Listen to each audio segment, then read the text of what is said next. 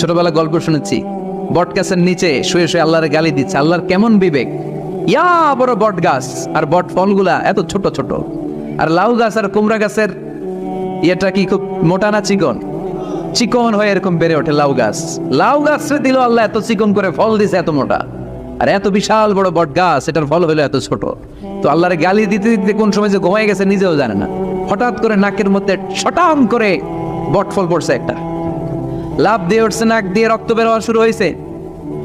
রক্ত মুছতে মুছতে মনে মনে ভাবে, আসলেই তো আমি বড় একটা উল্লুক্কা পাঠা।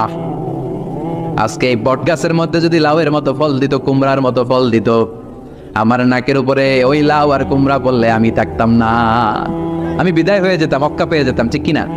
যেখানে যেটা যেভাবে যতটুকু দরকার তার নাম, চিৎকার করে তার নাম।